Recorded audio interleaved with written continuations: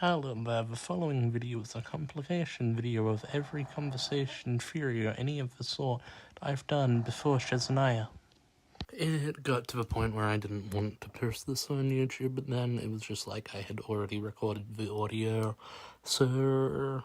because I stand by my opinions, but anyways. How many moons are there in the sky? A question with a seriously horrid answer. Not in the way that it was horrific or horrifying, or in a way that matters at all. The main tagline of the event was relevant, so we could focus on Kaveh and Haven, or Tanari and Sino, or Cephas and Sino, which is fine. These are all characters which care deeply about one another and are connected. However, which character asked a question and was used as promotional material? Layla, not Sino, or Kaveh, or Cephas, or I have him, Layla, who isn't even given out for free inside of her own event. Instead, for some reason, that's Collei. So, the most recent Summer Genshin Impact event about exploring ruins generally could have just been an email. In the grand scheme of things, it had some Nether lore, yes, and it did in fact reveal one of Layla's ancestors was connected to the Doctor. While interesting, nothing in this event had anything to do with the moon, which was one of the main phrases used to promote the event side of the update. The current version of Genshin Impact, when this event was inside of, is called Song of the Love of the Moon. The event was 1% moon, 4% Layla, and 95% boring dynamics we've seen about 50 times already. Minus Collei and Amber, they at least have a reason to be together so often, being the fact that they don't get to see each other all that much. But for everyone else, this event was literally a Tuesday, aside from one singular difference. They were in slightly more sand than normal. This should not be taken as me saying I did not enjoy the event, because quite frankly, I did enjoy it for what it was. It was fun seeing friends and helping them out with exploring ruins. I just didn't really enjoy the fact that Layla was on the cover art, and it feels like a Kaveh for people had more screen time. Of course, that's not accurate, it's a metaphor. It was fun, but I feel like the way it was promoted made it suffer, because it's just the same thing over and over again, without actually being about what it's presenting itself to being about. Did you know that things like burnout and loss of motivation are real, but have one very easy preventable cause? That's right. Subscribing. It brings #motivation. This channel means so much to me, but without your help, I'll have to give it up, or at least put a lot less work into it come 2027. I have so many stories and so many ideas, but I can't tell them without your support because of capitalism. Pretend this is some super awesome pitch, because I don't know what else to say here. Oh, right, the video. So you see, when you have a game as big as Genshin Impact, there are going to be certain limitations, like the fact that not every single character will be connected, or appear inside of the main story necessarily. That is why a game like this will have events, which hope to tell stories with characters who may not have appeared in the main story, or to bring about more world building, along with build-up for characters. The problem that these events can have is the limited time nature. For example, there was an event all the way back in the first version called Unrequired Stars, where 3 characters were introduced: Fischl, Myrna, and the Balladeer. 2 of these 3 characters had other interactions inside either a story quest like Myrna, was a key part of an arcing quest like the Balladeer. One of these characters only existed inside of events and one quest until paralogicism and the introduction of antidotes, being Fischl. Lore being locked behind limited time events isn't exactly ideal. On the other hand, the exact reverse of this problem seems to be happening now. Instead of any meaningful lore being given to Layla inside of a limited time event, she has about one piece of meaningful lore: that she is a descendant of Helitoff, and that her ancestor was once a companion of the Doctor's. The reason this is a problem is because of the way that the event was promoted. Since Layla's themes are heavily connected to the night sky, the stars more specifically. So naturally, to promote the event with a question about the moons is going to make people interested in the lore believe that something important or actually meaningful is going to occur. Instead, the event focused on King Dreadford and foreshadowing Xandi, which, while interesting, was a letdown, especially because the event only had 2 acts compared to the usual 3. Instead of lore being locked behind a limited time event, the event was nothing. It's nice seeing it tie into the main story in a way with Paimon of the Traveler referencing Nether, and I don't think this is an ideal solution to lore being locked behind limited time events. The event initially felt like it was telling us what we had learned from Nether's backstory, repackaged for Doctor. It has been said time and time again that many events should be permanent, at least the heavy ones. I would happily trade a game mode like Millie Astra to make this happen, and I believe the vast majority of people would too. I do have to admit, it'd feel a tad bit awkward if you completed the Arkham quest and just started on Recalling Stars. But ultimately, it is a better solution than removing lore or from limited time events,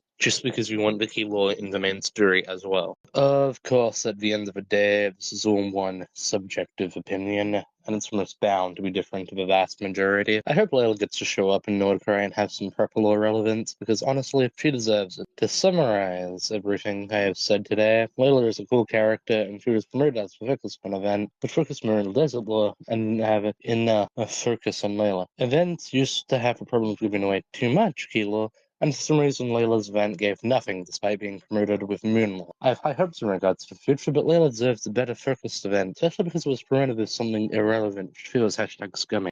Okay, originally I was going to end here, but I get really annoyed when criticism is just criticism, not constructive. I also got annoyed at constructive criticism because I'm just very easily annoyed. But because I have just done criticism is constructive criticism, I think that everything can be solved utilizing Nameless Island and Venti's connection to Istra. Basically, the altar sundial on the Nameless Island can interact with that, see memories, because that's how you are able to fight weekly bosses which appeared in the story. So you go through the memory of the events using the sundial.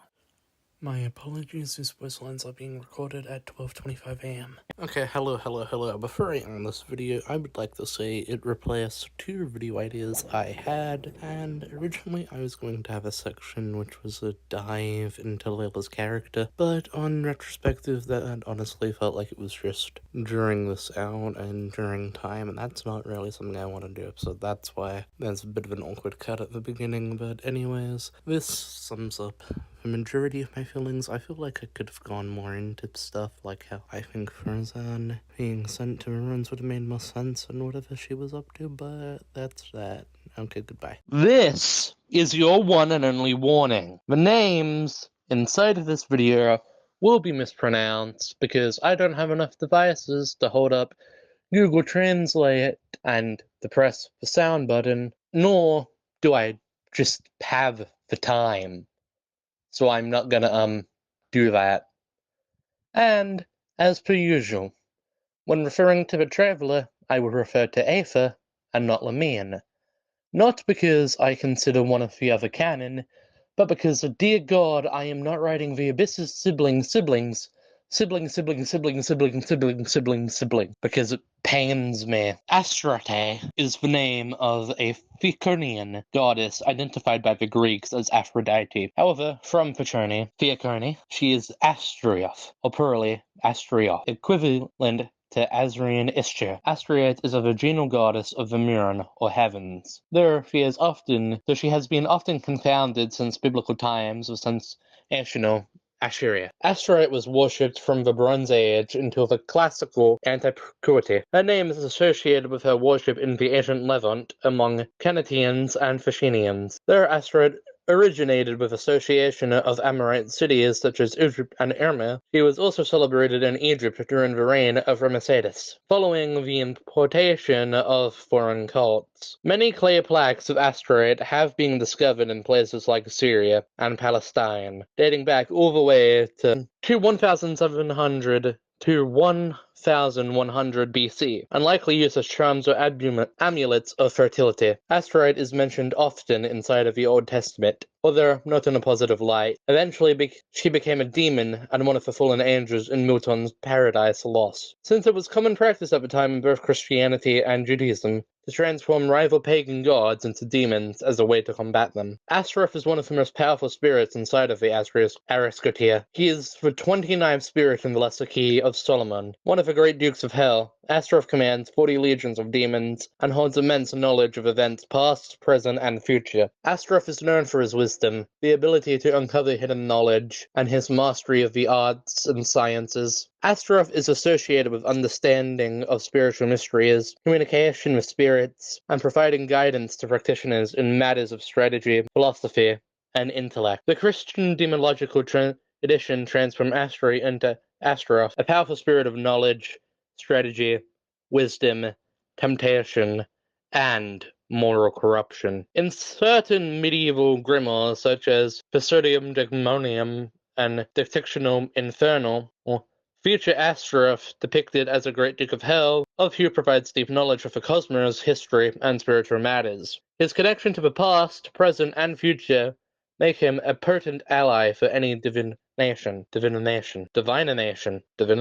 Astaroth's insight into the arts and sciences allows him to help guide practitioners into intellectual and creative pursuits. As Astaroth is the spirit of such immense power and knowledge, he is often invoked by those seeking enlightenment, wisdom, and strategic guidance. In demonology, ABYSS was a demon of little importance and one of Astaroth's assistants. According to most sources, ABYSS was an Earl and Duke of Hell, ruling 30 legions of demons, along with 4 kings as his champions. ABYSS gives an understanding to the voices of animals, his past and future, consults friends and rulers. He can lead man to hidden treasures locked away by the enchantment of magicians. Astaroth's main assistants are the 4 demons, Aemon, Prolus, ABYSS, and Reshavik. Astaroth can make man invisible and lead them to hidden treasures. He answers every question formulated to him. It is also said that Astaroth gave mortal beings power over serpents. In Orphic cosmology, Thanes, or Protogenes,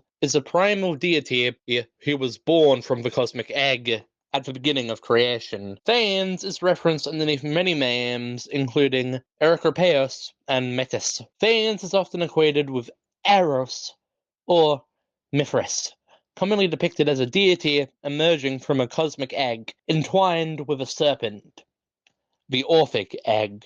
Thanes had a helmet alongside broad golden wings. Kronos is said to have created the silver egg of the universe, out of which burst the firstborn deity, Thanes, an androgynous god, with both a penis and vagina. Thanes was a deity of light and goodness, whose name meant to bring light, or to shine. Because of being a firstborn deity, he emerged from the abyss and gave birth to the universe. His counterpart is said to be Nyx, who was either Thanes' daughter or older wife, considered by Astrophanes as the first deity. Following the lore of Astrophanes, there is a play where Thanes is referred to as Eros, where Thanes was born from an egg created by Nyx and placed in the boundless lap of Erebus, after which he mates with Chaos, creating flying creatures. There, in Orphic literature, it was believed Thanes had been hatched from the world egg of Kronos and Anarchy, or Nyx in the form of a black bird and wind. The older wife variation of Nyx called him Protogenes.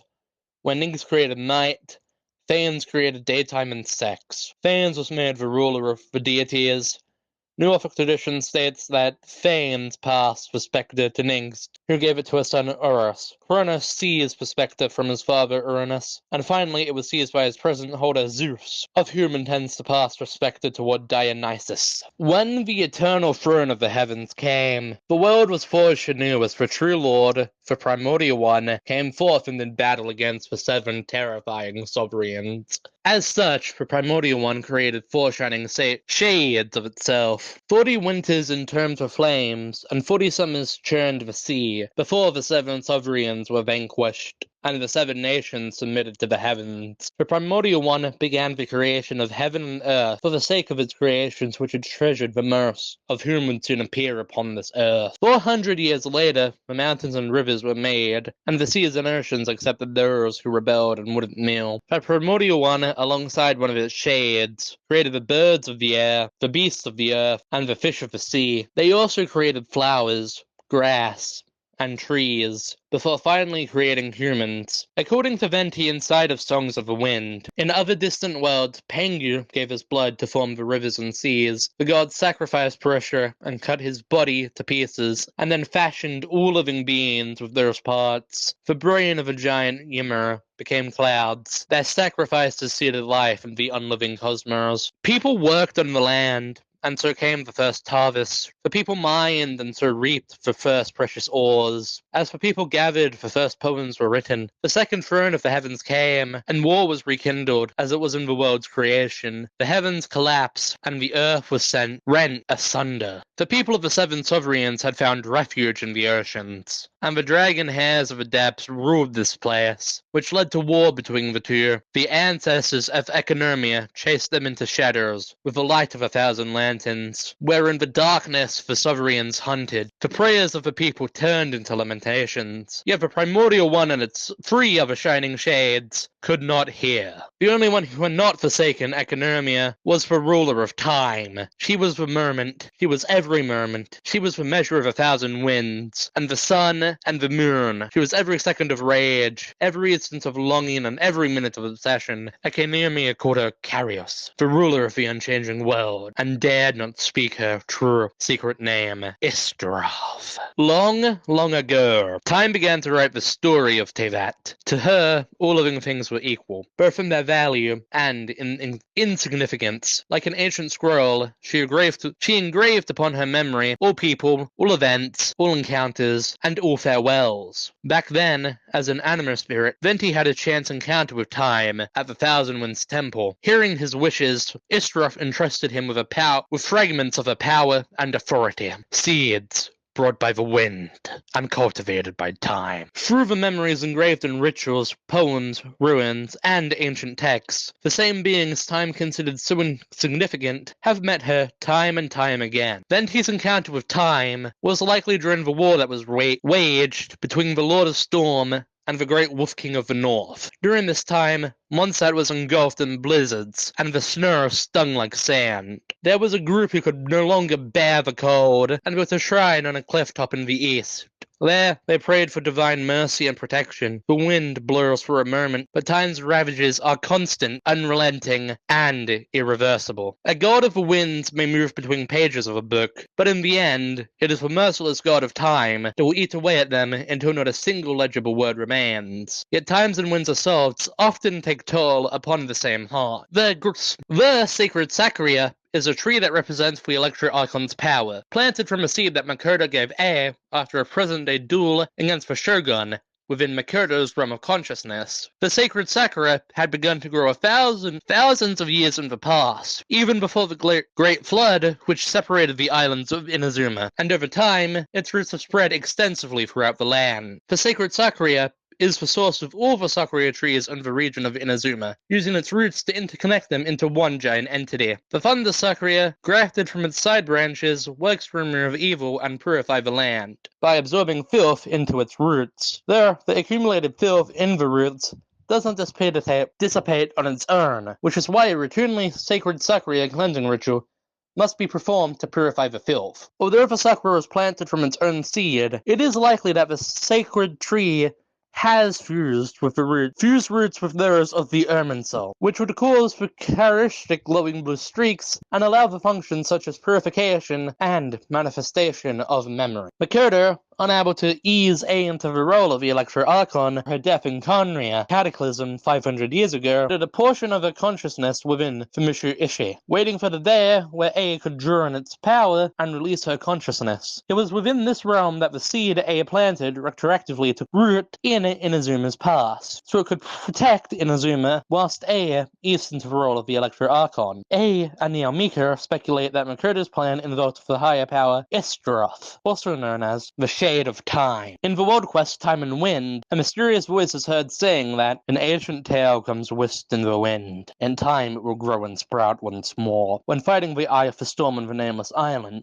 if we look at this island, we get something that looks like an infinity symbol in the form of a snake. The nation of Mondstadt and Conria appear to be parallels to each other, with Conria choosing to defy Celestia with the power from the abyss. The nation of Mondstadt holds the gateway towards Celestia. Mondstadt was one of the few places to worship a shade of the heavenly principles and still be alive today. But this shade was time, the one deity that did not forsake Economia. Conria worshipped a no god, instead powered and led by purely humanity, underneath their two ruling dynasties. First, the Crimson Moon Dynasty, to be followed by the Eclipse Dynasty. It is claimed by the legend of Prenheri that a crimson moon once shone over Conria, which was at some point replaced by a dark sun. Similarly, Mondstadt was once in an eternal winter, being replaced by the habitable lands you see today via Barbados. Venti, or Barbados' ideal among the seven nations, is the ideal of freedom for mankind.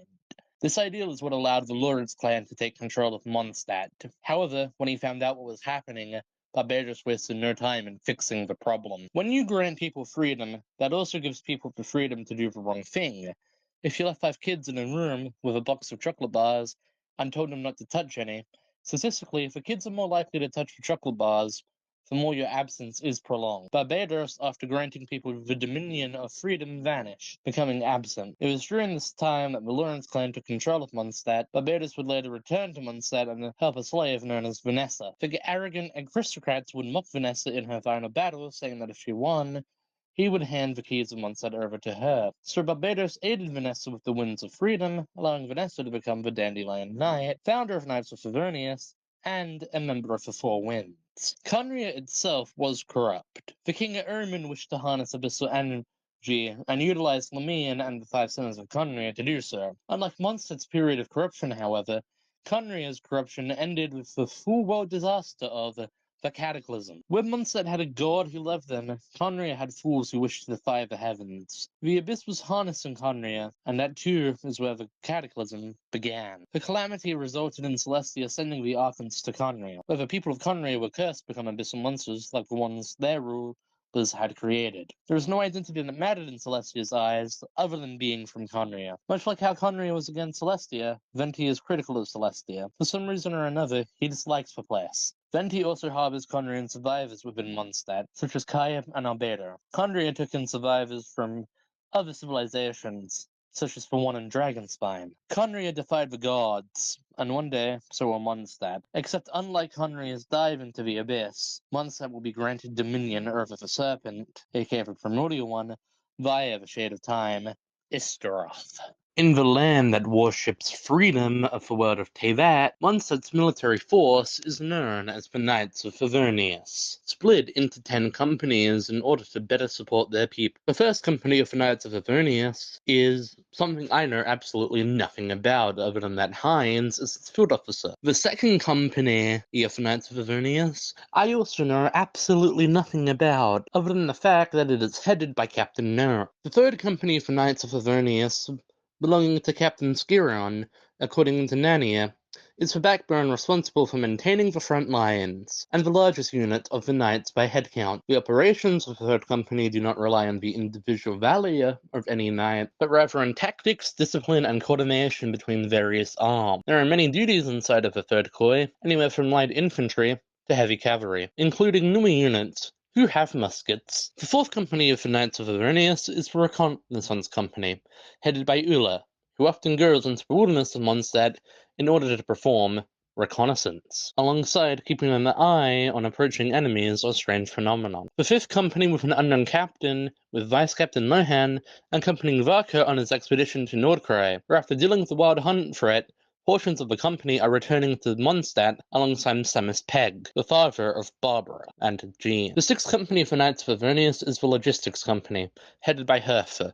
No, not that one. The Logistics Company's work includes the charter and administration of the baggage train, resource management, and record keeping. They are currently gathering help for potential missions for the Knights, such as dealing with dangerous monsters, or the troubles of Mondstadt citizens in exchange for some surplus of resources. The seventh company, Combined Arms, is a temporary designation integrating a balance of ranged and melee firepower. According to Fiona, the company is expected to be headed by Commander Frederick Galanter, who served as the number 2 of the expeditionary force until she was ordered back to Mondstadt's Dorman port. The eighth company of the Knights of Favonius, according to the Luna 4 new Knights of Favonius NPC Winfred, is responsible for a variety of battle support operations, such as for ranged weapons used by the fifth Khoi and the latest offensive structure. Winfred states that Albedo and Lisa have been a great help to the eighth company, but Albedo belongs to the investigation team, and the other doesn't want to head a company. This is the company that Nymph and Lisa fought over in one of Lisa's character stories.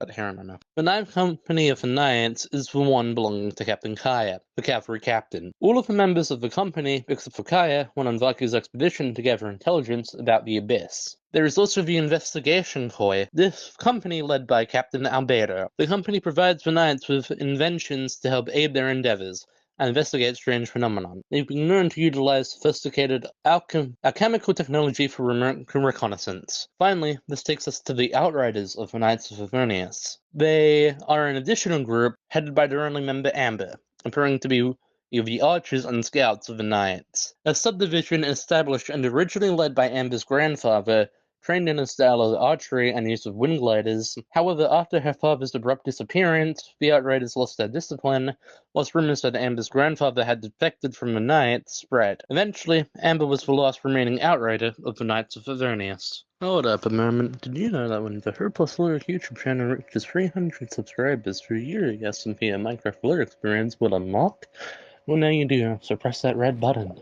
As we circle into talking more about the character of Amber, one of the best characters in Genshin Impact, I would like to introduce you to a concept that lazy people use. You now may be asking, Lyric, what are you talking about? Well, it's such a simple thing. I am of course referring to reusing assets. Just to save time, and since I have a 10-minute video of one of my friends, Wanda, narrating Amber's entire character story, instead of just re-narrating that again, I'm just gonna play that video on the screen. Amber is an outrider of the Knights of Favonius. In an age where outriders are becoming obsolete, she continues on with her responsibilities. It takes a newcomer only a few days to feel right at home with this passionate girl. There's before the Go Hunter signboard, the banks of Cider Lake, or the treetops at Windrise, one can find traces of this vigilant outrider in red anywhere. Once spotted by her, no suspicious individual can ever escape her interrogations. From a young age, Amber has always had boundless energy and a positive outlook on life. Each day, she burns with a fiery enthusiasm that sees her go about her life like a whirlwind, smashing through any obstacle that stands her way. Her excessive energy can make her quite the troublemaker. Needless to say, she was quite a handful when she was young. Her infamous deeds include dropping a bird's nest on her grandpa's head while trying to steal the eggs from it, and setting a dandruff slime leaf on fire, causing it to scurry about like a wild animal. These minor offenses gained her some notoriety among the hunters' camps. Somehow, Amber was always able to escape the scene of the crime whenever she caused an accident, and not even a veteran outrider could catch up with her. Invariably, it was Amber's grandpa who ended up on damage control duty each time his granddaughter's misbehavior caused yet another accident. To Amber, her grandpa's silent, unconditional love was like a warm breeze that wrapped around her like a blanket. She knew that it was because of this love that he accepted her and took responsibility for her deeds, and she embraced it silently. But it was only on that day that her grandpa resigned from the Knights of Favonius that she finally understood the full extent of the responsibilities he had bore all those years. Amber's grandpa was once the leader of a mercenary group. He came from Layla harbor and was tasked with protecting the merchant caravans as they traversed TEYVAT.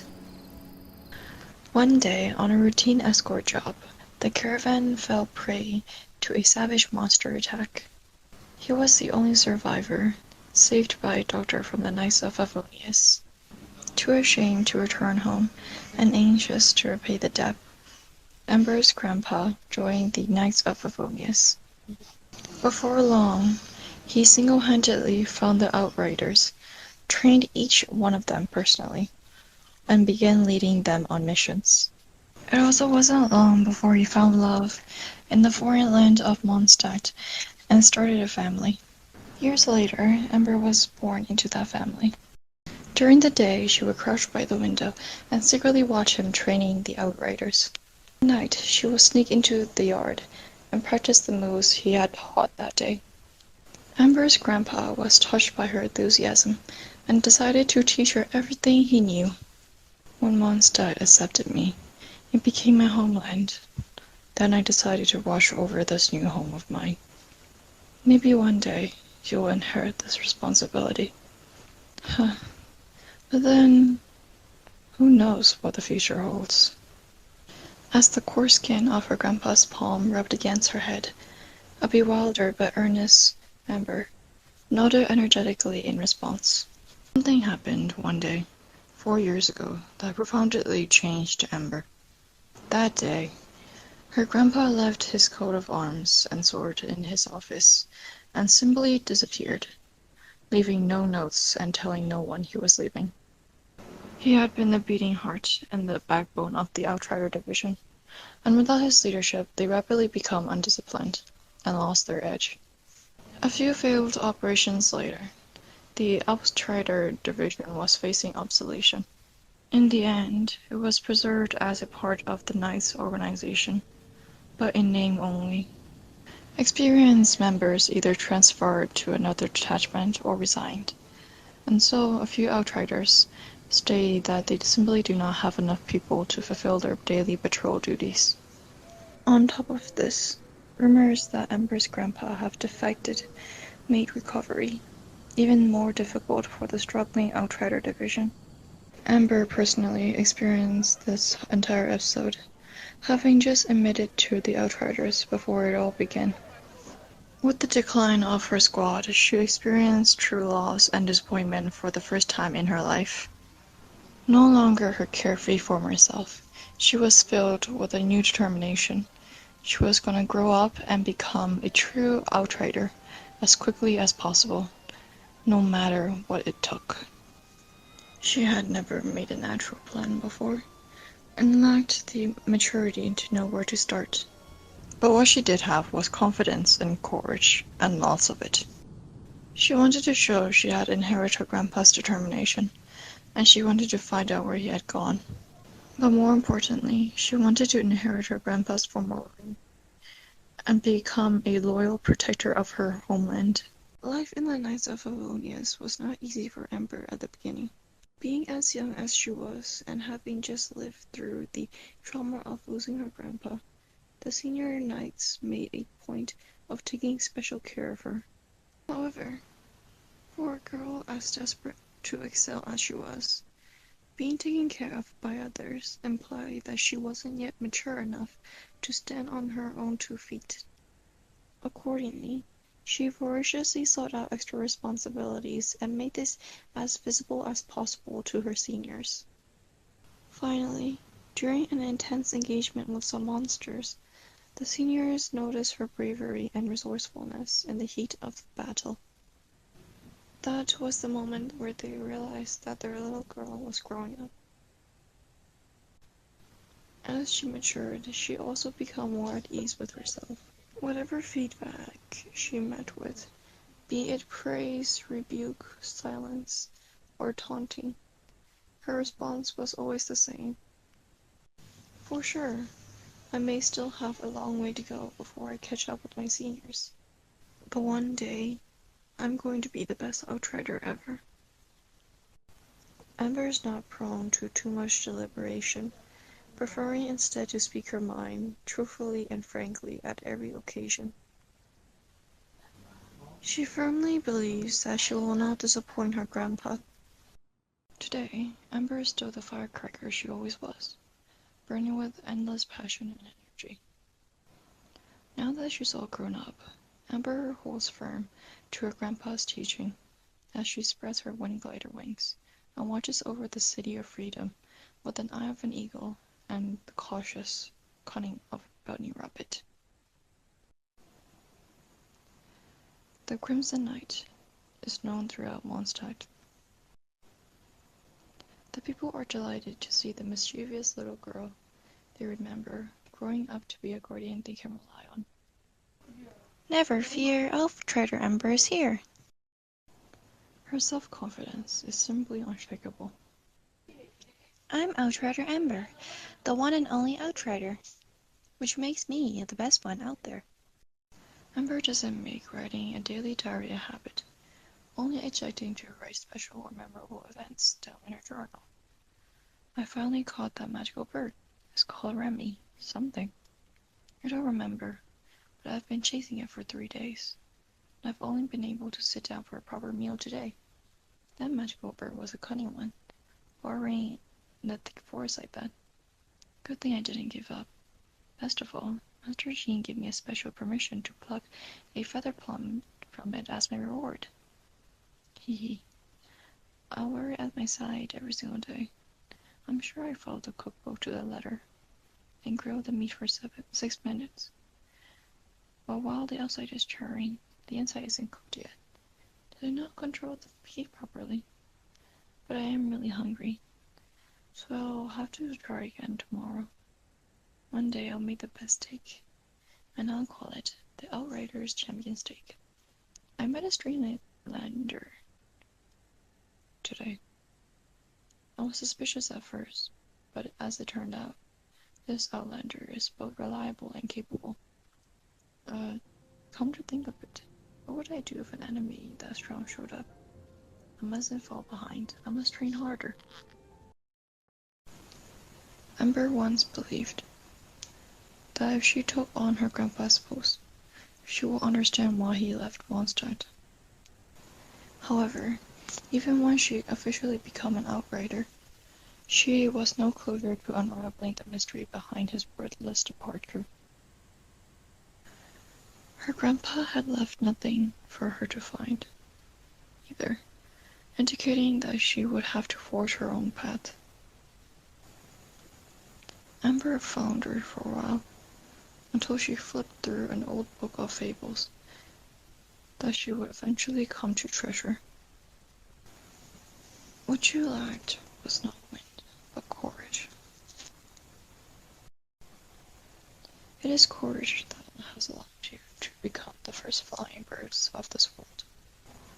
Ember realized that she shouldn't wait for directions from somebody else, but that she should be like those courageous birds that spread their wings and flew into the blue skies. There must be something that only I can do. There must be. The moment she realized this, a vision began to shine brightly at her hip. That's all well and good and interesting, but now I'm sure you're wondering what I'm wondering. You are the 10 captains of the Knights of Favonius. Well, we can infer at least 5 of these captains. We can do this using the art conquest, Paralogicism, where there is the captain-only trial taking place inside of a church of Favonius. The captains present are Kaya, Albedo, Ula, Nert, and Skirion. As for the other 5 captains of the Knights of Favonius, this is where things truly begin to get tricky. In Monster Reputation quest, we meet Hertha, who as previously mentioned, is another captain for the Knights of Favonius, bringing our grand total up to 6. The 5th company of the Knights of Favonius has a vice captain.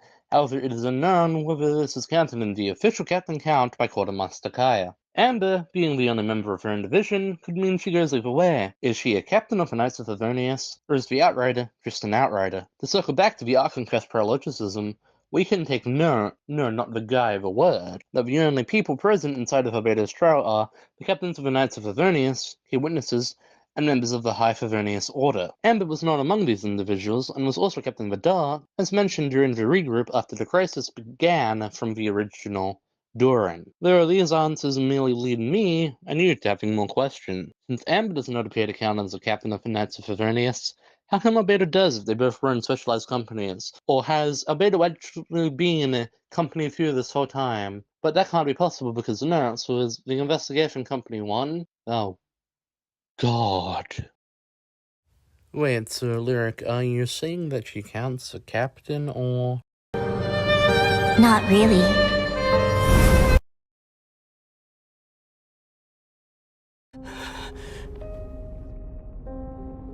I don't know why, but the way you're talking, it just doesn't sound like you at all. Lumine, this whole thing, your plan, what does it have to do with us?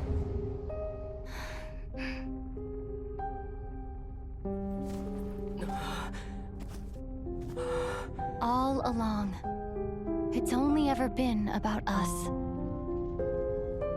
A fate that will not come to pass.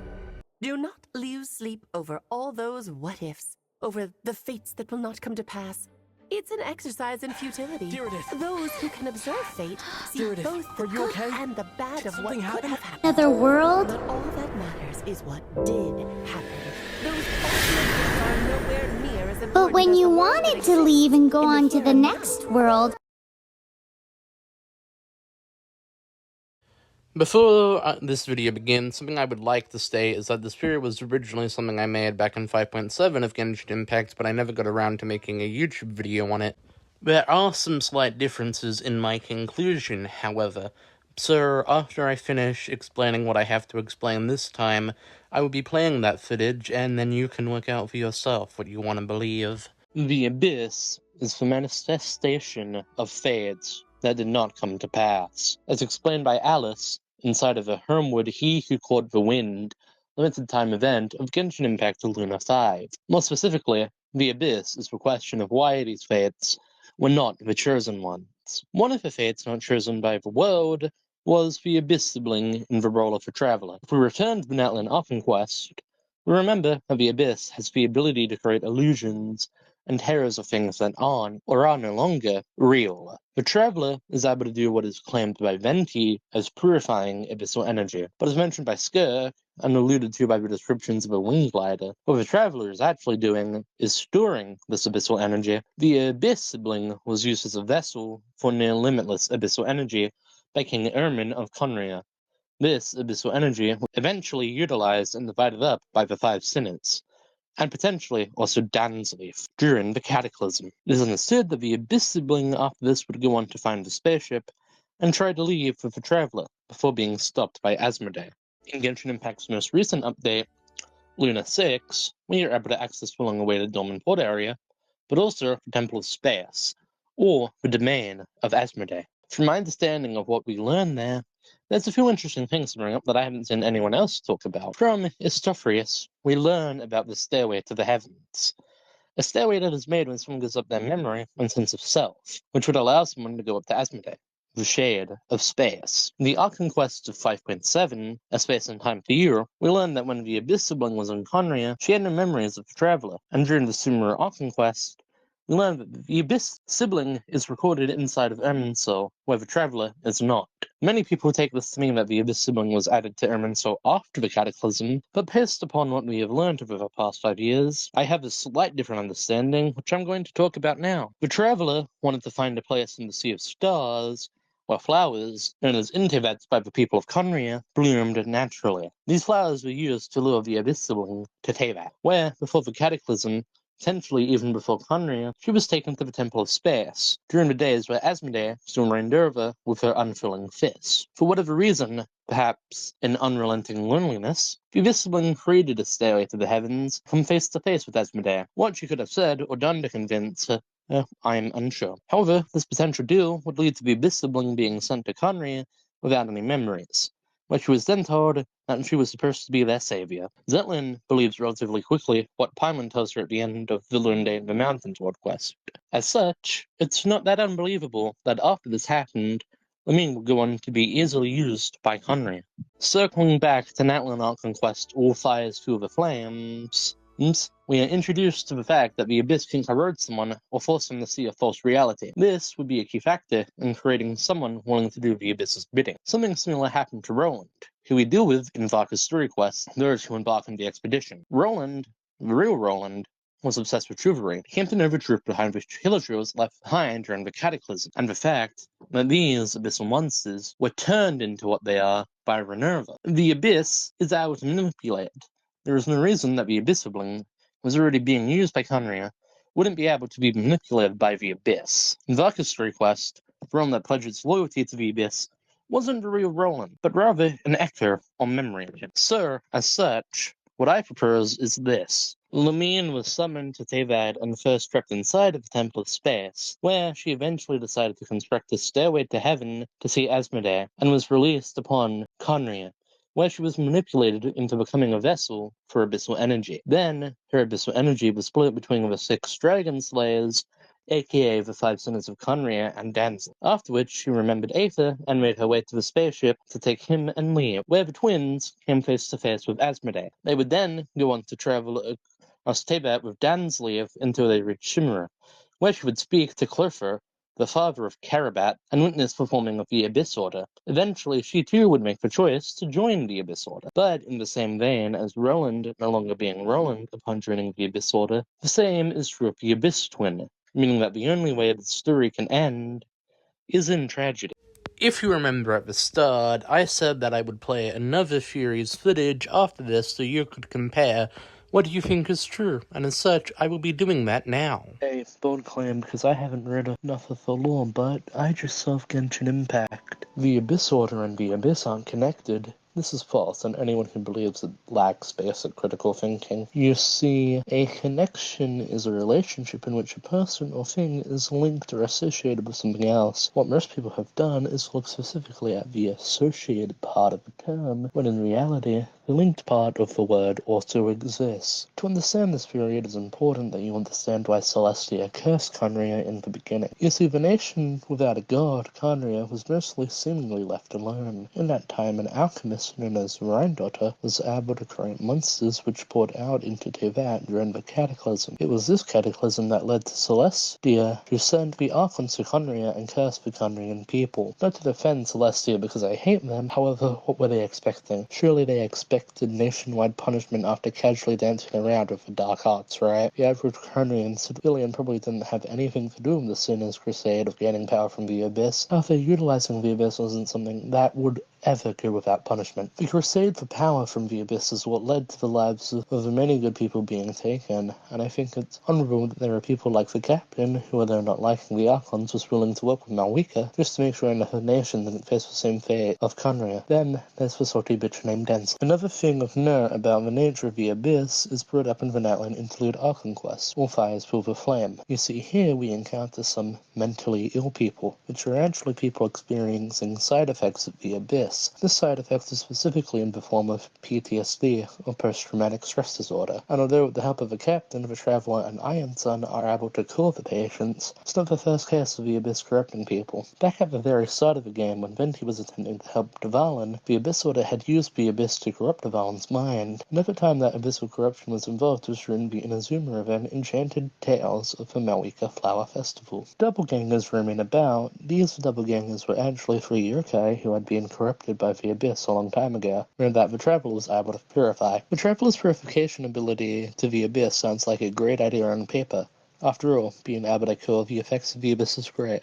Besides, it helped them save Dvalin and win a war in Natlan. But what if I were to tell you that from just one line of dialogue in a trailer, Skirk has revealed the despairing, nightmarish truth? You see, when Genshin Impact came out on Xbox in November of 2024, they brought with them a brand new wind glider. And now people might not know this, but wind gliders are actually a lore haven. That's why I'm so salty about that damn PS glider. I want it. The Xbox wind glider tells the story of what seems to be the very beginning of Dansleaf and the Abyss amongst Strania, but that's not important. And no, it's not just because I'm salty that Dansleaf got to travel to TEYVAT with the twin before the Traveler, but because of this very important line of dialogue that the golden-haired hair was used as a vessel by which unlimited abyssal power could be absorbed, and she/he became the key to the world's near annihilation. You see, the ABYSS Sibling was used to absorb the Abyss, and the Traveler has been going around and purifying the Abyss. This process could very well be similar, if not the exact same thing, the reasoning being that in Skirk's request, in the trailer at least, she mentions that the Traveler has become corroded by the Abyss. That's just the only one who can help them. The ABYSS Sibling, who supposedly hails from Khaenri'ah, isn't acting out their own accord, but rather has been in some way, shape, or form influenced by the Abyss, or perhaps even the 5 sinners of Khaenri'ah, which is what leads them to work with the Abyss Order in seeking a change toward the Order of TEYVAT, or their otherwise motive, potentially revenge. Now, this theory isn't entirely complete, because I didn't know where to go from here, but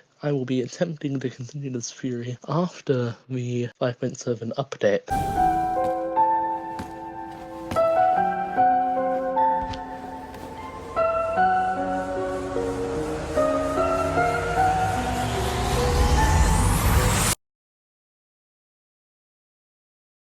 You're wrong about Arlecchino, and here's why. Because, if you recall at the end of her story quest in her boss fight... Still, not strong enough to beat me. But you know what, Arlecchino, fair enough, you are a very high-ranking harbinger. However, what you've unknowingly done is cause deceit and lies. In the nation of Fontaine, for whatever reason, it has become common misconception that the Traveler was unneeded to deal with the issues, or that the Traveler was a weakling, a bystander. This is incorrect. The role of Descenders in TEYVAT is to have a will that surpasses even fate's own, a will strong enough to change fate, as mentioned in the Sumeru Archon quest. Do you know the main issue that Fontaine faced? I want you to know if you said primarily seawater, I'm onto you and I don't like you. I mean, talk about misconstruing what I'm trying to say on purpose, man. When the prophecy is... That is correct, Nouvellette. We are, in fact, talking about the prophecy which plagued Fontaine all throughout its main Archon quest. The Archon quest doesn't do an excellent job at showing it, but the reason that the prophecy was able to be recalibrated and quote-unquote stopped primarily was the presence of the Descender, which we learn in one of the Fontaine world quests. You're probably thinking, that's very neat, but Lyric, what does this have to do with Arlecchino and the Traveler's misconception? Well, if we look back to Arlecchino's fight, where Arlecchino beats the Traveler, anyone with eyes will see that the Traveler is using the dual blade, which is rather interesting because at this point we know that if the fight is serious, the Traveler will switch to the prototype Rancor, as they did in the Aranara World Quest. I said that so confidently, but I actually haven't finished the Aranara World Quest. I just vividly remember seeing them using the prototype Rancor on one of the cutscenes on YouTube, so I'm going with it. What I can say for certain, however, is that regardless of what weapon the Traveler actually used, it doesn't take away from my point here.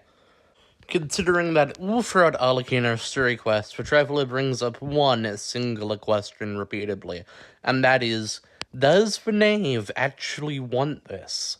Is this what the Knave wants to do?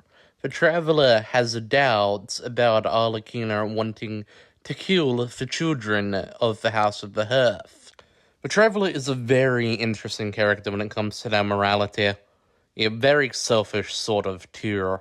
But I think that's what allows them to immediately think that Arlecchino isn't actually going to kill the children of the House of the Hearth, but instead do something else, which is something she does because instead of killing them, she erases their memories, essentially annihilating their selves. Which is actually horrifying if you think about it, but that's a topic for another video. Still, not strong enough to beat me. I have no ground to deny the fact that the Traveler would have lost even if they were actually trying to win the battle.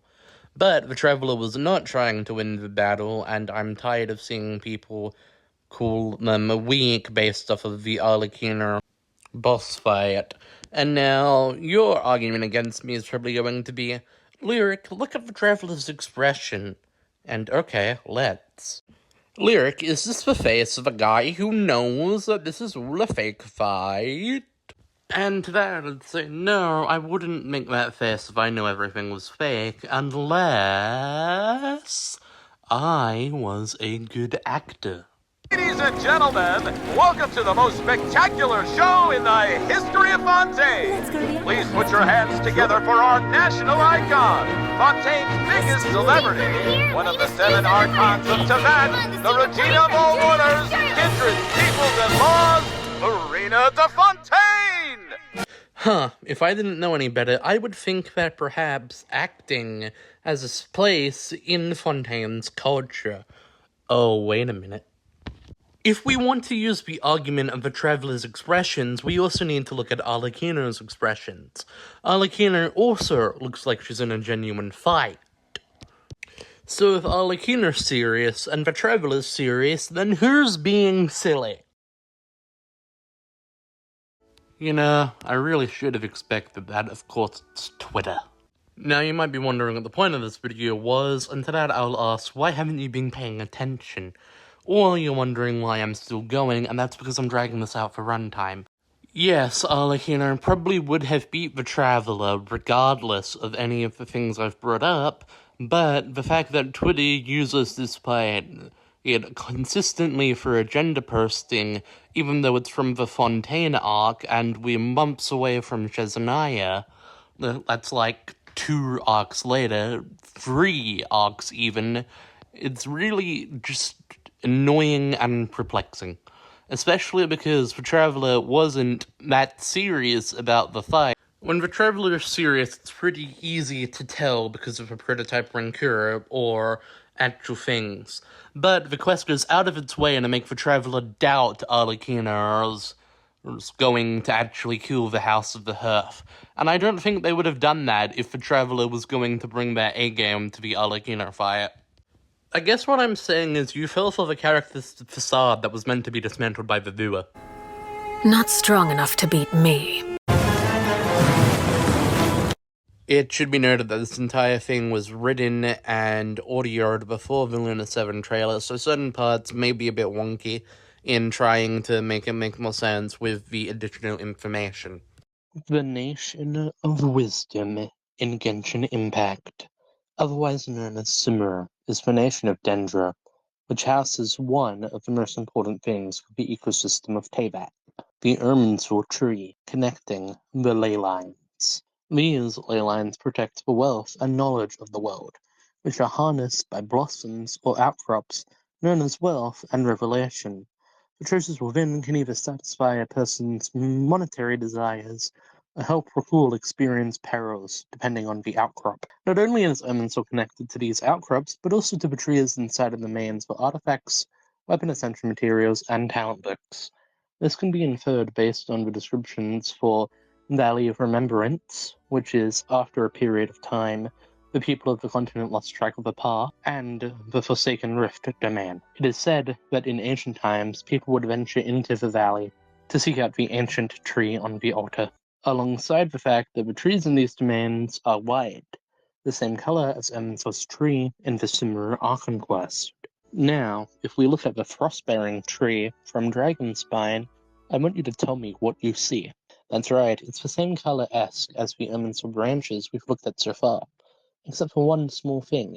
It's red, not blue. One of the rewards for the Frostbearing tree is Wind Glider, concealing snow, the description of which reads, "We shall rise again, for the tree has sprouted anew, for a time of greater trial is coming." Returning to the Irminsul tree, from the promotional teaser, we know that Dottore is planning to burn the world tree, and is asked to the opposite of a frost-bearing tree's snowstorm. With that information, we can take a detour to the World Quest series in the footsteps of the Chosen of Dragons, where we explore Fernatlian in order to embark on the trail of the ancient sacred mountain with our friend the little buddy, who I will be referring to as Lumi, as that's what I named him. Sorry, Linnea, but I was first. In this quest series, I believe around Canatlan, we are told that the ley lines existed before the Heavenly Principle's arrival, but they altered the ley lines in an effort to combat the corrosion of the abyss in the world of TEYVAT. Since the ley lines are part of Irminsul, and they existed before the Heavenly Principles, I don't think it's the ultimate stretchy stretch of all stretches to believe that mayhaps Irminsul existed before the False Sky Ferment. The unified civilization of TEYVAT stems from the earliest days of humanity. However, in the earliest days of TEYVAT's history, there were no humans, but instead, dragons. These dragons were governed by a group known as the Seven Sovereign Dragons, one for each of light's harnessable elements. These dragons were sufficiently high-tech, perhaps even more technologically advanced than some of the nations these days. M to the O to the N to the D to the S to the T to the A to the D to the T. That's right, Munstead. I'm shading you. Since the ley lines were created by the dragons, I feel it's nowhere close to a stretch anyone's weight that the Irminsul tree was also created by the dragons. Yeah, everyone knows who's my guy. You're kinda late to the party. Except you clearly have no idea where I'm going with this, me. Now then, if we look at the traveler's character details, we are met with the line, "The Keeper is fading away, the Creator has not yet come, but the world shall burn no more, for you shall ascend." Most people take the Keeper to mean the sustainer of heavenly principles, but after much consideration and heartfelt confusion, I've got a new idea. The Keeper of which we're talking about is actually the Irminsul tree. Another point to back up this claim is the description of the Cryo Ascension gem, where specifically its third and final line which reads, "Then burn away the old world for me." The Irminsul tree is also referred to as the world tree. To burn the world is to burn the Irminsul tree. Now I find this pretty clear to think that this is Roots' instruction to El Dottore, if not all of the Vitui, the order for her rebellion against the divine. Now that leaves two questions regarding the full crew. Irminsul is the world that will burn no more. Then who is the Creator who has not come? And what is Ascension? Ascension, rising or increasing to higher levels, values, or degrees. Genshin Impact takes its fair share of inspiration from the old demonology book, The Ares Gautier. Though try as I might, I can't find any links between the concept of Ascension and the Ares Gautier. Is what I would say if I wasn't a genius. Because Demons! Summoning demons! When you summon a demon, you typically would summon them from hell, which is geographically located below. So to summon a demon is to increase their geographical height, taking them to new levels. The Traveler and the ABYSS Sibling in Genshin Impact was summoned to TEYVAT, most likely by something to do with Collei, or the Temple of Space. Watch that video. Meaning that the Ascension referred to in the character details is also the very Ascension that brought them to TEYVAT. To understand properly, we need to return to Dottore, the heretic who became a false god in the world of TEYVAT. Not the first heretic, mind you, because the original false god in TEYVAT is the heavenly principles themselves, the ruler of a reason, of which we have already established is not the creator of the Omen Sorcery, so why bring them up now? Because the heavenly principles by virtue should be a false god, a heretic of sorts, much like my man Dottore. Yet that's not what they're largely considered by the systematic view of TEYVAT, being seen as the holy or heavens. If the original descender, the heavenly principles, whoever or whatever they are, can rise to such a throne, then why shouldn't a human be able to? I've come to believe that this is the view that Dottore holds. The heavenly principles themselves are a heretic, much like himself. So why shouldn't he be able to take a place on the throne, to become the creator essentially? Now, do I think that Dottore will succeed here? No. No, I do not. Instead, I think the creator that has not come is in fact the Traveler. The Keeper is fading away. The creator has not yet come. The memories of Irminsul are fading away, but the creator will come. The world shall burn no more, for you shall ascend.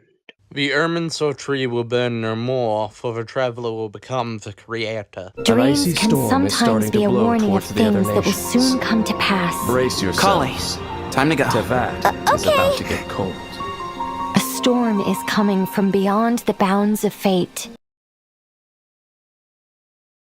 The world of TEYVAT exists inside of something called the False Sky Firmament, something akin to a simulation. If TEYVAT were to be a computer, Irminsul would be the memory chip or the hard drive of TEYVAT. Glitches or tears inside of this are symbolized by the color of red, which we can tell when we look at the time Malvika broke open the False Sky. The time Dottore did it, the Frostbearing Tree, or even a mysterious heretic in the special program. Irminsul itself, or things connected to it, are normally blue or white in color, which we can tell from the special program. And the appearances of Irminsul.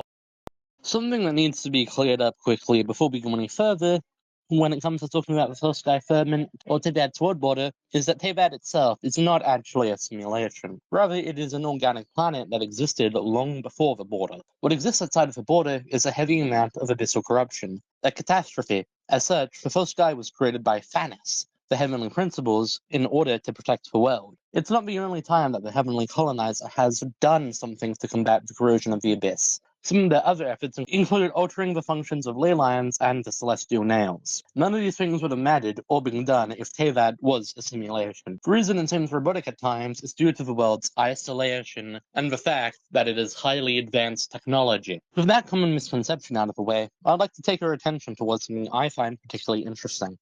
That is a certain piece of religious knowledge when it comes to the text of the Aries Gotia. From every source I can find online, it is stated that the demons have connections to Christianity. This may be inaccurate, and if it is, and there's someone who knows more who wants to correct me, please feel free to.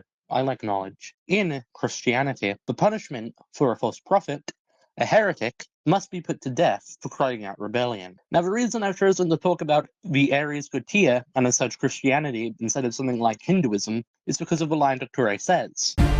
And how can we be sure that the seven who wield authority over the world will not be corrupted? He specifically mentions the seven archons instead of just Sumeru. All of the seven featured demon names from the Aries Gotia. As such, it felt more fitting to use a source of religion I could find closer to connecting to all seven. But why are we talking about a false prophet? A theory that has been floating around on Twitter is that the god remains that exist inside of Collei are the remains of the goddess Nebu Melekete. However, on the time I'm writing this, I have to use information from Twitter user at Perfect and Pink. This is because I have only just started doing the Golden Slumber quest, in preparation for the Archon quest, because I just haven't had the time to do the long Sumeru World quest until recently. The reason I personally believe the Nabu Malakiti remains inside of Collei is the evidence from this Twitter user, which is why I bring them up. More specifically, they uncovered that in the trailer for Genshin Luna 7, Collei directly quoted a line of Nabu Malakiti, which comes from the scroll of the streaming song. I am the shimmering light that glows from the eyes of the Creator! The goddess of flowers in Sumeru, or Nabu Malakiti, was a goddess known for her prophetic visions. Sounds familiar, right? All the way back, as a prologue to the Sumeru Archon quest, Genshin dropped the teaser video, Winter Night's Lazo. During this video, we got our first glimpse of Dottore experiment in blasphemy. The experiment to burn away the Low Tree. The way we get this glimpse into the future is from a dream by Collei. I've seen people take this to mean that Collei didn't actually have the dream back then, but I disagree. What I think happened was back then, Collei did have this dream, though at the same time, she chalked it up to being nothing more than a nightmare. Years later, after the events of Nod-Krai's Archon quest, which endangered all of TEYVAT, the nightmares have returned. It just keeps returning instead of being a one-time thing. We've known that the next stop in the main story was going to be Sumeru for a while, actually. Those of us who paid attention to Wander and Nicole's farewell, anyway. At the end of the Archon quest, True Moon, the Traveler and Paimon have a conversation with Nicole, where she mentions that there was still a station at the Lord's Border had their work cut out for them. Alice's vacation to Mondstadt had to be rescheduled, which we can assume was when she attended the festival held by Jean in honor of Farka and the other knights returning from the expedition. However, Dottore has managed to outmaneuver the Hexen Circle before, not even like 2 quests earlier, so I'm not sure how confident we can be in the judgment of Alice, that nothing has slipped through the cracks. What we do know is that Nicole, for whatever reason, decided to head to Sumeru. During another conversation in this quest, we speak to Wanderer, whom informs us that he is going to head back to Sumeru, since Nahida will need help dealing with the chaos Dottore left in his wake. In fact, Sumeru was also relevant to Nod-Krai's story all the way back during the Archon quest, an elegy for Fair and Moonlight, before the arrival of Wanderer. This was because the device ultimately used to help defeat the Raja of Sonari was created by Kaveh. Under the command of Dendra Archon Bua, Kaveh created a device to help out inside of an emergency. This was done with the funding of Duri, since Nahida suspected a great crisis was approaching towards TEYVAT. It is the Animal Archon's duty to intervene in times of need. As such, I, Barbados, will bring forth a wind stream. A and the Amika also unspoke of this crisis, mentioning that if it came to pass, A would surely have to get involved and not just sit on the sidelines. One could even argue that Zhonglian's revival of one who wants to lay the celestial nail also counts as preparations for this crisis. This is the way the world begins to end, with a girl in a forest who is already being reformed from her dark past, beginning to be plagued by what Sumeru once lacked. Dreams. Not just any dreams, but visions of the future. With Project STUZHA already in action, only one Gnosis remaining, it was only a matter of time before they would attempt the burning of the Irminsul tree. Let me tell you, no, let me warn you, the crisis has already begun. He's busy with a little experiment in blasphemy. The virtues of the academia refer to the 3 principles: abomination, ingenuity, and praxis, the process of which an apple, or a student, grows ripe or into a scholar. Though the academia is not without its rules. More specifically, I refer to the 6 sins of the academia. These sins were deemed by the sages of Sumeru to be sources of all crime, and as such were banned to protect researchers from careless pursuits of knowledge. The 6 sins are as follows: interfering with human evolution, tampering with death and life, delving beyond the universe, investigating the origin of words, revering gods without acts of devotion, and attempting the forbidden and fearing none. The punishment for committing one of the sins against the academia ranged from punishments anywhere between expulsion to imprisonment, which takes us to, in TEYVAT, fate is something that is supposedly pre-written towards each individual. As such, names are a key part in deciding the fate that a human will face in the realm of TEYVAT. The name Zandik comes from the Zoroastrian term interpreted as heretic, in a narrow sense. In a wider sense, the term was for a person with any belief or practice contrary to Zoroastrianism. The term was also used by Middle Persia. That term was related to Islam rather than Zoroastrianism. In the Islamic world, the term was variously assigned to Manichaeans, Mandeans, Mazdakites, Zoroastrians, Buddhists, Christians, and freethinkers in general, including Muslims. Whether the term was used the same in both cultures is unknown, since during Zoroastrianism times, the term is only known to be attested in 3 different works in a way that is Zandik, meaning heretic, is the real name of El Dottore, the second of the Fatui's 11 harbingers. Because of the power that names hold over faith in TEYVAT, Zandik was doomed to become a heretic no matter which path he walked. This cruel style of fate was created by the Heavenly Principles, the primary enemy of Faturitza, and as such, for Fatui. As a result, the Jester one day asked Zandik after his expulsion from the Academia to join the Fatui Harbingers. But how exactly did Zandik find himself in such a position that this was his best offer? Several decades after the Cataclysm, a child was born and bestowed the name of Zandik by his mother and father. Later, for unknown reasons, possibly regarding the name, Zandik was chased out of his hometown with what he describes as pitchforks and clubs. Later, he was admitted into the Sumer Academia as a member of an unknown Darshan. Though he disliked being constrained by the designations of a Darshan, still, he rejected offers to join the others. Zandik was critical about the Academia's reliance on the Akasha system and the general reticence about the Great Red Sand. Still, his studies would take him into the desert ruins himself nonetheless, quite frequently. During one incident, he and a senior Ratawahashik student entered Thoth's domain. Thoth revealed himself by possessing a cat, intrigued by Zandik's intellect. However, Zandik distrusted Thoth's promise of power without revealing its drawbacks. Thoth feared for the safety of Zandik's partner. Zandik ultimately rejected Thoth's gift, while Thoth tricked Zandik into believing keeping his companion safe was necessary, telling him that only descendants of Tulef could enter and leave. Zandik's notes contained a warning directed to anyone else who might come to the ruins, urging them against trusting Thoth. The Zandik's Legacy series includes some anecdotes about a trip to the ancient city of Gurubad, which led him to encounter Conrian machines and technology, unaware of their origins, but he realized that they were made by a civilization not under the rule of the Seven. His interest was renewed during an expedition to Adri Valley, where, as a training Deshta, he discovered and entered another ruined golem. There, he found many pieces that were missing from the Gurubad samples, and believed that he would be able to repair the machine's automatic system with these parts. He also discovered the records left behind by the Skenwarntaranta, and tied them back to the legends about the ruins of Dari. During the expedition, Zandik was partnered with an Emirate Dashta named Surah. They eventually made conversation about local plants and animals. Surah describes it as a great time, and a note ends with a remark about how they would go on a picnic together later that night. What happens next is unclear, because the next record involved is the regular attendance record, which states that Zandik had acted without authorization for the 3rd time. The record goes on to list a gravely injured Sahara. He was intensely attacked by Rishbalan tigers.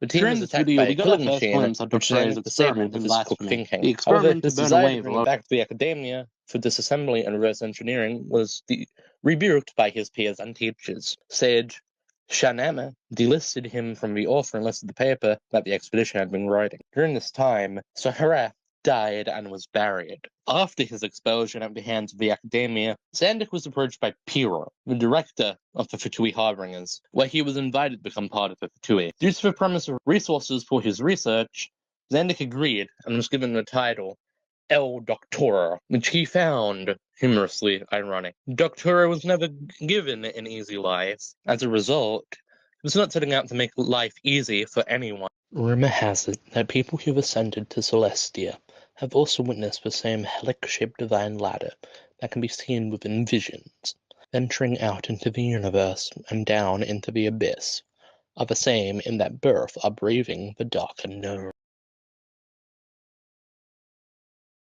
East of the city of Mondstadt exists a gateway to a spiral of ruins known as the Spiral Abyss. Pointing to these ruins in the city of Mondstadt is a statue of Barbados, engraved with the passage, gateway to Celestia. It is a massive underground city constructed by an ancient civilization long gone, though the purpose of the underground city remains unknown. It is split into two paths, the ABYSS Corridor and the ABYSS Spire. When playing through the Spiral ABYSS Corridor for the first time, at Floor 4, Chamber 3, you unlock the playable unit Collei. In the description of the event that you unlock Collei in, it is mentioned that she got to the Spiral Abyss because of an academic researcher. The researcher, in all accuracy, was intended to bring him to a huge spiraling set of ruins, the ABYSS Corridor. Why the researcher was attempting to do this is unknown, but it is most likely due to the fact that getting a Theseus topic in the academia is a very annoying task. That's not what we should be focusing on, though, because this description confirms that the Spiral Abyss ruins don't just span Mondstadt, they also connect to Sumeru, and potentially the entire world.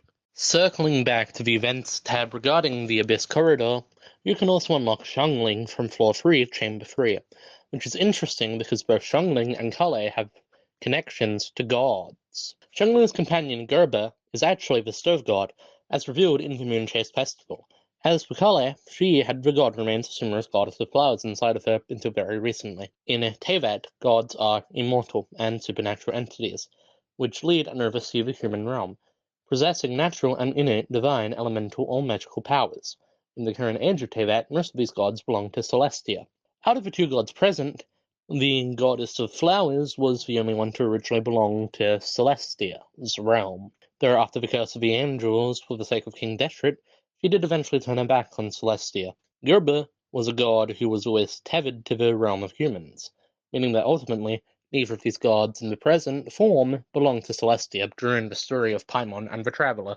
Ultimately, with all of this, my understanding of the Spiral Abyss is that it is the combination of fates that were abandoned from people like Vanessa one day ascended to Celestia. The reason that no one understands what the civilization inside of the Spiral Abyss is because it wasn't a civilization. It's an echo to the path of the heavens, except this one leads to the depths.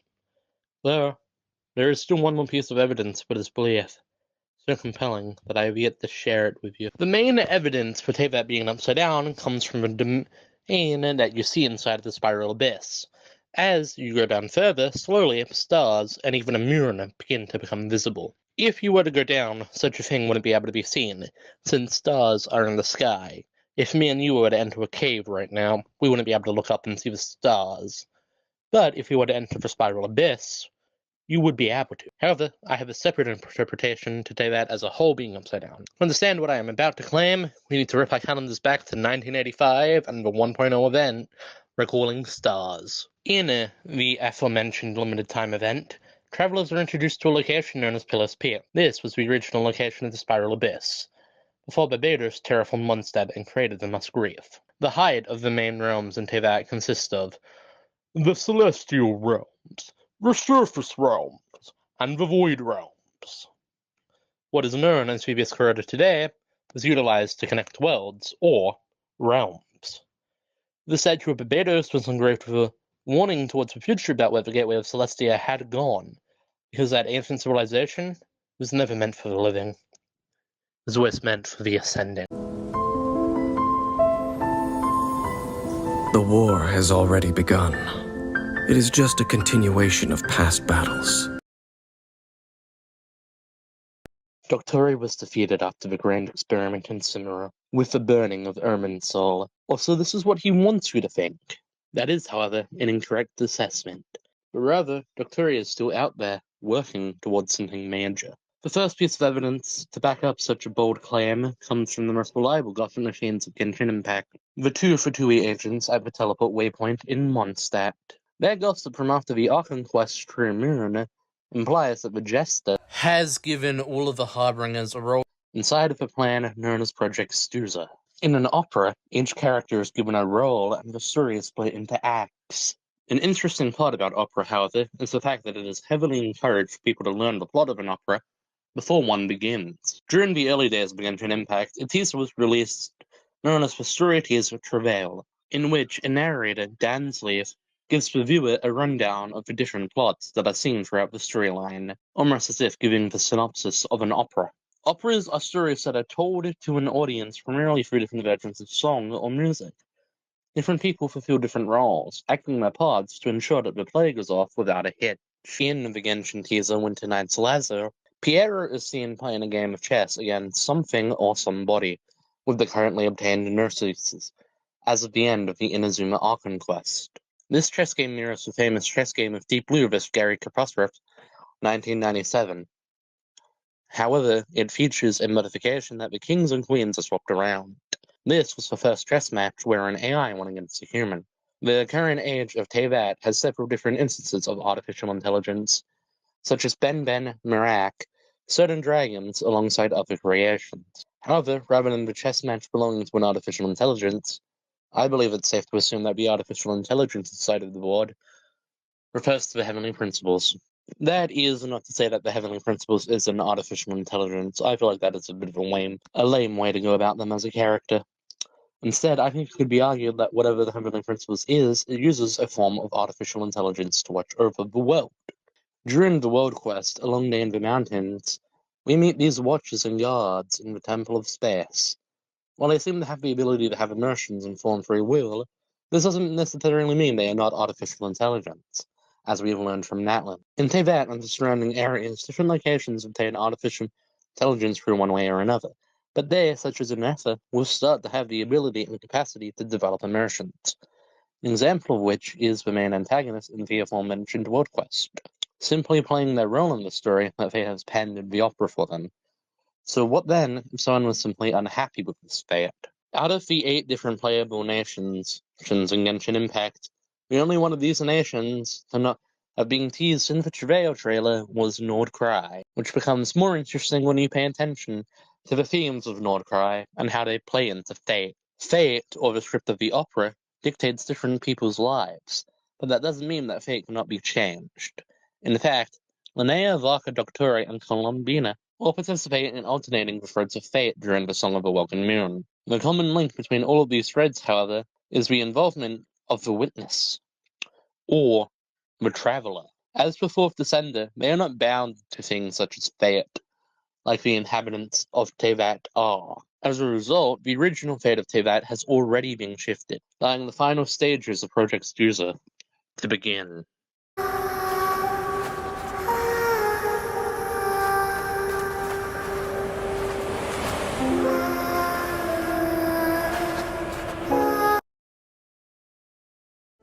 One of the longest debates that has existed inside of TEYVAT is the question of how much time has actually passed. Has it been several years, or just 1 year? Some people question whether any time at all has passed throughout the game's story. Though that is a bit of an interesting phenomenon, when you recall one of the only reoccurring limited time events, Lantern Rite, a limited time event that takes place in Liyue Harbor every Chinese New Year. The characters themselves talk about the year having passed. There's one more piece of evidence, however, about time passing, and her name is Collei. Before Genshin Impact the game, there was Genshin Impact the idea, and from Genshin Impact the idea came Genshin Impact the manga. During the manga, Collei was a child around 8 to 10 is a pretty safe bet when it comes to assuming ages. When Collei and Amber are offered alcoholic drinks in the manga, they state that they are not yet old enough to drink. Time passes between the game and manga, which is evident by the fact that during Jean's story quest, Amber can drink. She is just a lightweight. Then, once we meet Collei again, she is no longer the same sad child, though she's still an emo. And in fact, most of the story of Collei is a coming-of-age story. A coming-of-age story typically refers to a character maturing as they grow older, most commonly set in the final year of high school. At this point in time, Collei's primary story ends in the Archon quest, Truth Amongst the Pages of Piranha, where she gets rid of the god remains inside of her and becomes an official Forest Ranger. The girl that you meet in Sumeru Act 1 is not the same as the one you meet in Nod-Krai Act 10, because time has passed, and time shapes all. Now that it has been established beyond reasonable doubt that time does in fact pass in TEYVAT, why do characters like Collei, Diona, and Yao Yao remain looking as short as they do? There are several potential answers to this question. The first one I'd like to point out is the separation of church and state. This is a reference to the law, in the sense that gameplay is not the same as the law. For example, when claiming commissions or doing a story cutscene, you will use the Traveler and not your selected character, because you are always canonically the Traveler. In gameplay, you can become any of Genshin's near hundreds of characters, but in lore, you are always the Traveler. This is why they should stop being cowards and cursing playables, or at least have permanent injuries. Let's look at a lore reason for it now, which I meant I was stumped before I remembered the Inazuma Archon quest, during which the Fatui provided delusions to the forces of Watsumi Island. Delusions have serious side effects, such as advanced aging, going as far as to kill people. They are, in a sense, artificial visions. So then, if a delusion makes someone grow old, perhaps the vision maintains the wearer's age from when they first got it. What do you think? Are visions reason clear as a tiny Tyrannosaurus? Oh, so you do know what that word means. Great. Are we supposed to just sit back while Marak does all the work? No, I doubt you could do that. Exactly. But I can. You... Critique can be a strange thing, which doesn't necessarily make it bad. In fact, by the title and thumbnail of this video alone, you should be able to tell that this tier is a critique of sorts. The source of my second biggest criticism of the game comes from the 4-star Danger unit, Kaveh. Now please keep in mind that Kaveh is not the only character with the problems I'm going to mention. Some of my favorite characters have similar problems, although he is the one who has done something to personally offend me, so... The character Kaveh suffers from stagnant writing, preventing him from progressing in the ways that he should. Instead of doing something interesting with his character, the only thing that Hoyoverse allows to happen is the same boring old argument with Kaveh and Alhaitham, who are just as annoying as each other. There are times where Alhaitham has been interesting, such as the Archon quest, and times where Kaveh has been interesting, like his hangout. What they should write is not shove their boring slop down your throat, and both of these things have had them interact in ways that work. And I understand being annoyed or showing affection through love. That's all my parents do. Our stress might be affecting people, but when you're not even the most entertaining character to do the job you're being assigned to do, just shut up. In Genshin Impact Luna 2, players return to Sumeru for an event marketed around Layla and the Mirrors. Layla's design is tied heavily to astrology. As a big fan of Layla and somebody who uses her in my main party, naturally, I was really excited to see Layla finally shine with lore relevancy. And sure, everyone wants their favorite characters to be lore relevant, but it's one thing to have a limited time event about your character like Prune, and another one to have one marketed about the subject of your entire patch cycle, placing you at the center. Kaveh had more lines than Layla. Not only that, but Furazan, one of the characters who specifically investigates ruins, wasn't even in the investigating ruins part of the event. Instead, she was playing dolls. And even then, after that, I can stomach Kaveh coming along. After all, he has Marak, his robot companion, but Alhaitham? Do you think Alhaitham is there because he's actually curious? Or because the writers needed an excuse to ignore Layla and force a stupid argument that nobody cares about down the throats of a player? And I really wish it was the former. Now that it is established that I find the boring dynamic boring, it'd be a bit easier to understand why I dislike the Archon quest segment of Kaveh and Alhaitham. Instead of focusing on doing their work, they constantly butt heads. It's not entertaining, nor is it endearing. It's just taking up time from the quest that could have been used on actually meaningful developments, like highlighting more of the stakes like they did during the first act of the Irminso duology. Whether or not you find Alhaitham rude or mean is up to you. He is annoying, however, for the sake of being annoying, which is fine. And to be honest, as annoying as they are, wouldn't need to remove either Kaveh or Alhaitham from the equation, but the fact that Furazan more renowned linguist than Haytham wasn't included, is disgusting. Since what was being done was a mixture of the technological and linguistic darshans of the academia, it really would have been cool if we had a character whose whole thing was being a mix of those two darshans. Oh wait, we do.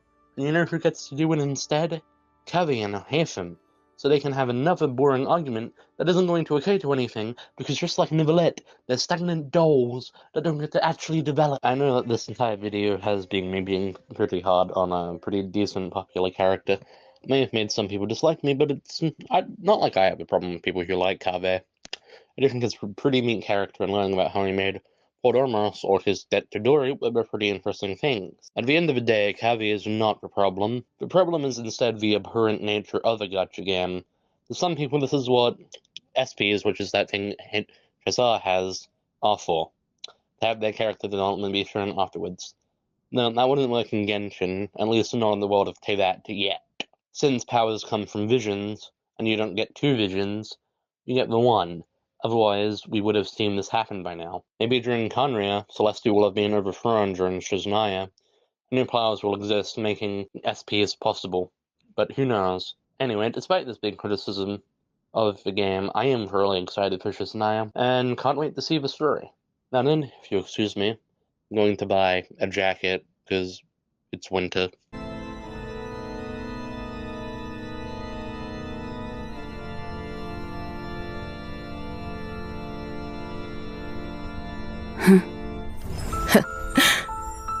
Good move.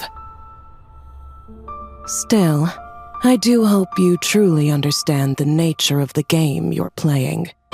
When the day of reckoning arrives, not even a descender can hope to escape unscathed. But the snow grows heavier even as we speak.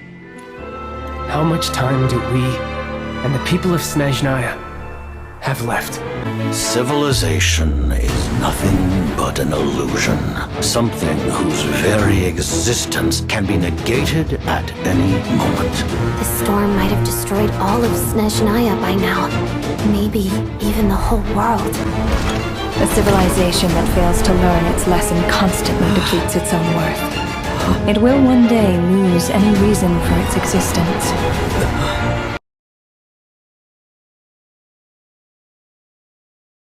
Three winters will arrive without a summer, and the sun will be useless. Before these 3 winters, 3 earlier winters will have occurred, marked by great battles around the world. During this time, greed will cause brothers to kill brothers, and fathers and sons will suffer from the collapse of kinship bonds. In this nation, to which the gods have never shown favor, we all believe that standing in solidarity with the Tsaritsa in our shared struggle will surely usher in a new and better world.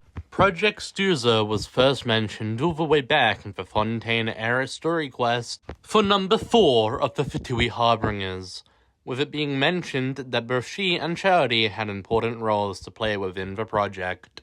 The second piece of critical information we receive about Project STUZHA comes from Columbina, mentioning that the Norse word for mistletoe, mistiltaten, is related to the project, which is interesting because this is the same sword that Freyne, or as known in Genshin, El Capitino, wields in Norse mythology.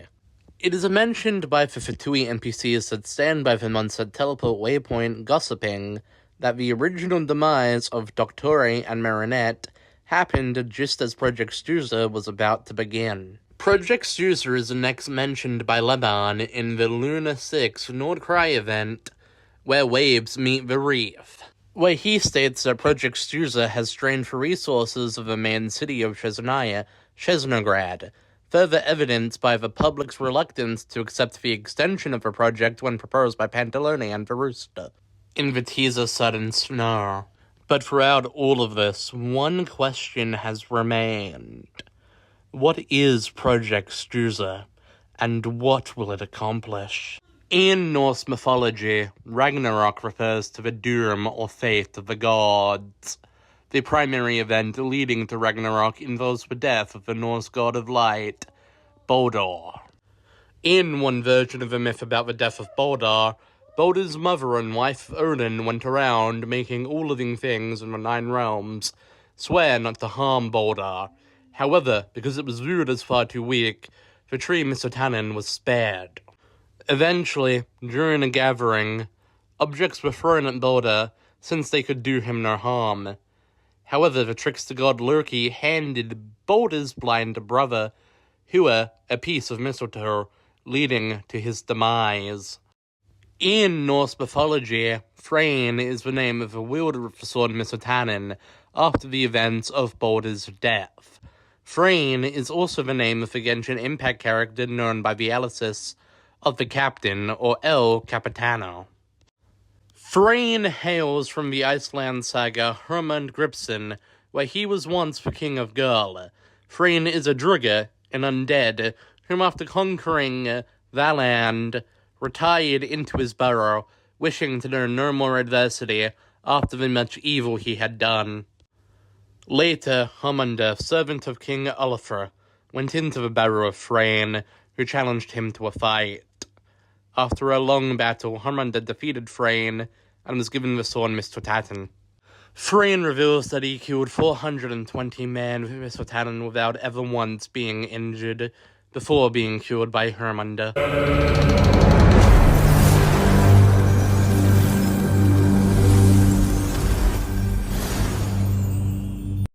After obtaining Misotanen, Hermund became very famous alongside falling in love with Savanhit, daughter of King Olafur.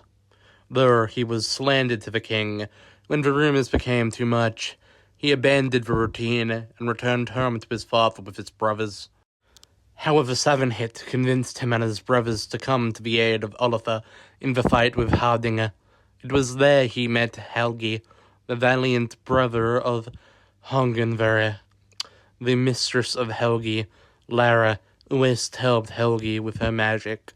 There, Helgi accidentally cut off her leg with his sword when she died. The stroke also wounded Hermund. There, with Misotanen, he cleaved Helgi's helmet and skull. Hermund fought so fiercely and felled so many men that the army of Heldinger fled, alongside killing wizard Vali. There, in the end, he ended up losing Misotanen. Hermund returned to his tent and was patched up by Sanvit, who took him to a healer named Hagul. Hagul often went fishing. One day he caught a pike, and when he came home and cut open the fish, in its mouth Misotanen was found. Reuniting the sword with Hermund, who went on to join Olafur in an expedition against King Hardinger. Eventually, Olafur and Hermund killed Hardinger and took his gold, allowing Hermund and Savanhit to get married. To appease the rule of death's demand for a sacrifice, El Capitano became one with the Lord of the Night to constrain the leylands of Natlan, making his barrow the throne on Urshka Natlan. Later, the Abyss twin came to Natlan with the Abyss Order and struck a deal with the Lord of the Night to complete the Loom of Fate, creating the New World Atlas. I believe that the reason for this deal's success was primarily because of the presence of Furan. My original idea was that the Traveler would be the one to collect Furan's Misotanen.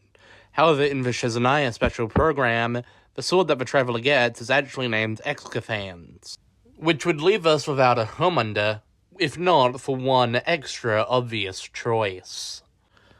The Abyss twin is the one who gets Misotanen and is brought to the aid of Vitariza. The Abyss twin and Vitariza teaming up becomes more and more plausible as the days go by. Both of them started their anti-Celestia campaigns because of the event known as the Cataclysm. The Abyss twin chose to plunge deep into the Dark Abyss, the opposite of the Light Realm, whereas Vitariza, common ancestor for all of Conria, chose to use the strength of humanity to fight against Celestia.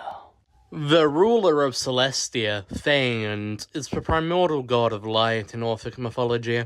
In Orphic mythology, it is believed that Cronus created a silver egg known by the name Orphic, which gave birth to the first deity, Thane, whom is the first descender. Descenders are people not bound to the laws of TEYVAT, immune to things such as Irminsul, or the newly established monosultry system, allowing them to keep their memories even when altered.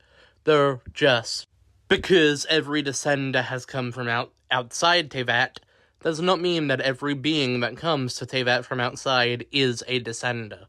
Instead, the direct connection is the fact that these individuals have wills worthy of rivaling an entire world. It is likely because of this will that the mysterious third descender was chosen to create what appears to be elemental harnesses known by the term nurses.